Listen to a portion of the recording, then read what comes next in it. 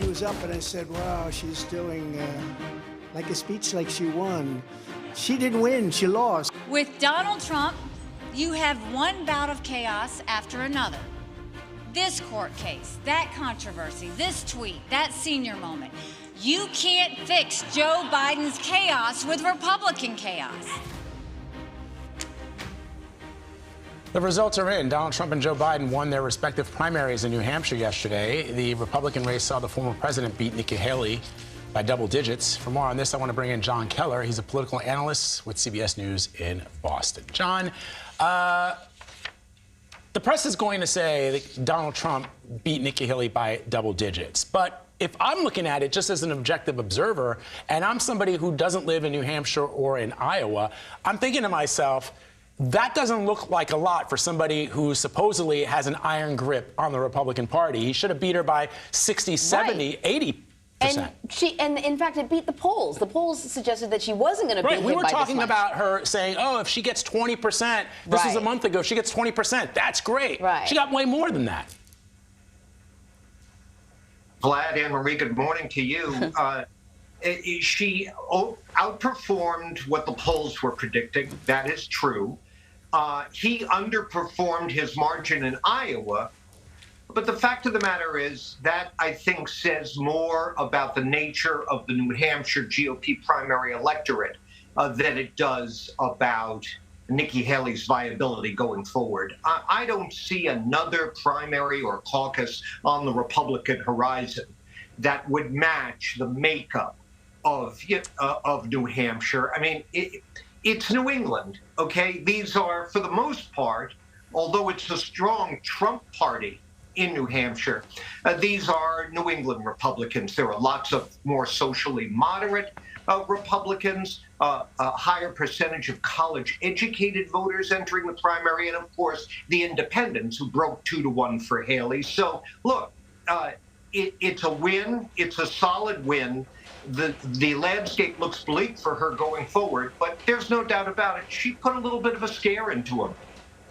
Yeah, so let me just quickly ask you, I guess, about the write-in campaign with Joe Biden, because we actually haven't talked about the Democrats. There was a primary for the Democrats as well. Joe Biden was not on the ballot because there's a dispute, and New Hampshire is no longer going to be the first in the nation primary, but New Hampshire's not happy about it, and so they went ahead and had a primary anyway. Why didn't so there were other candidates on the ballot, and some, one was sort of arguing about Joe Biden's age. I mean, they were both arguing in favor of maybe an alternative should be presented. Why did the candidates running against him not really gain much traction at all? Well, in my opinion, for all of the hand-wringing about Biden's weaknesses, which are definitely self-evident, for all the talk about discontent in New Hampshire over the DNC, stripping New Hampshire of its first in the nation standing, nothing focuses the attention of Democrats and Democratic-leaning independents like the prospect of another 4 years of Donald Trump. And I thought that was very telling. If you look back at the history of the New Hampshire primary, there have been second-place finishers running against an incumbent who have been sort of declared the winners, even though they didn't win. Because they got a large share of the vote. Think of Eugene McCarthy in 1968, or think of Pat Buchanan in 1992. Both of them got close to 40%. Dean Phillips, the former congressman, could barely manage 20. And these were write-in votes for Biden. That's hard to do. And while some effort was poured into encouraging voters to write him in, I thought this was somewhat of a vote of confidence in Biden, but more to the point, a vote by Democrats and Democratic-leaning independents that they do not want to see Donald Trump get back in, and they're prepared to rally around a candidate they maybe don't love in order to make sure that doesn't happen, just like 4 years ago. Right. Jon Keller, thank you very much. Give that person who called you a finger wag. Don't they know you're busy right now? Thanks, Jon. Don't worry, it's not loaded. All right, so the next major race that we are watching is Nikki Haley's home state of South Carolina. Voters will head to the polls there on February 24th before Super Tuesday kicks off a few days later. CBS News campaign reporter Taurean Small is in Charleston, South Carolina. Hey, good to see you. Look, much better than New Hampshire. Look at that weather. No coat needed. Where does the support stand now for both Haley and Trump in South Carolina? Yeah, sources within the Republican Party out here tell me that this is still a solidly Trump country. This is, of course, a state that Trump carried twice in 2016 and 2020.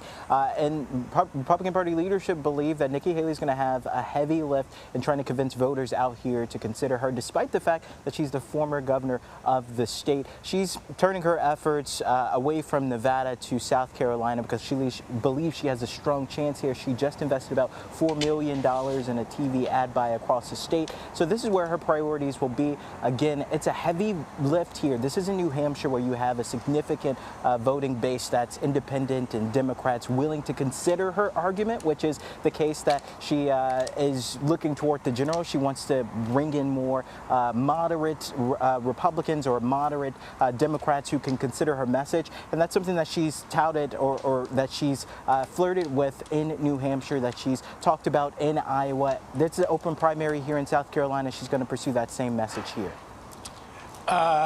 So she, in her speech yesterday, talked about the fact that she's been incredibly successful in the state of South Carolina. And she talked about some of the things that she was able to accomplish. Will that matter, I guess, is the question. I mean, there are certainly supporters in the state. She's got a month, Taurean, as you know. So that's quite a long time.